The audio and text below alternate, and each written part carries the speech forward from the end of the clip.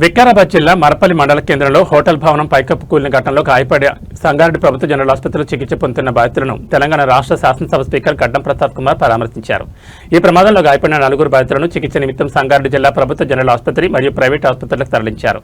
సంగారెడ్డి ప్రభుత్వ జనరల్ ఆసుపత్రిలో చికిత్స పొందుతున్న చందన తండ్రి చాదులు రమేష్, తండ్రి నరసింహలను స్పీకర్ పరామర్శించి వారి ఆరోగ్య పరిస్థితిని అడిగి తెలుసుకున్నారు. బాధితులకు అత్యుత్తమ వైద్య సేవలు అందించాలని జిల్లా ప్రభుత్వ జనరల్ ఆసుపత్రి superintendent doctor Anil Kumar, DMNHO లలితాదేవిలను స్పీకర్ ఆదేశించారు. అవసరమైన అన్ని వైద్య సదుపాయాలు కల్పించి వారి ఆరోగ్య పరిస్థితిని నిరంతరం పర్యవేక్షించాలని సూచించారు.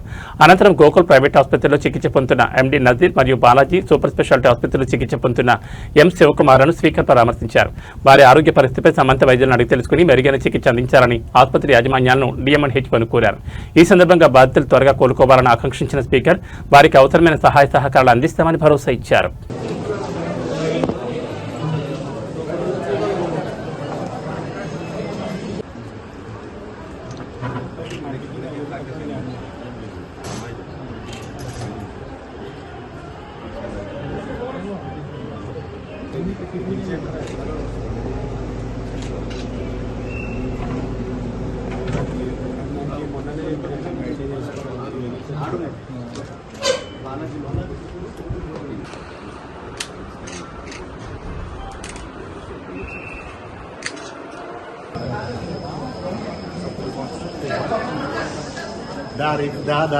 ఎన్ని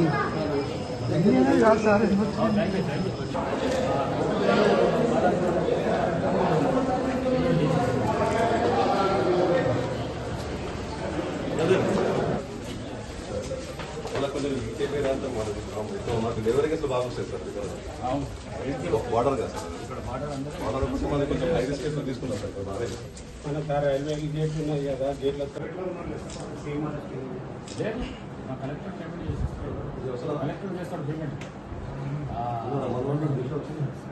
బిల్ మొత్తం పంపించేస్తారు.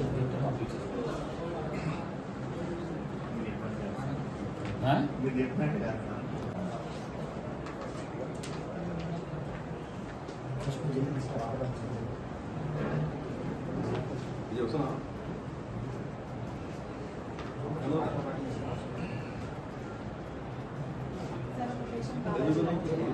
గోకుల్ అంటే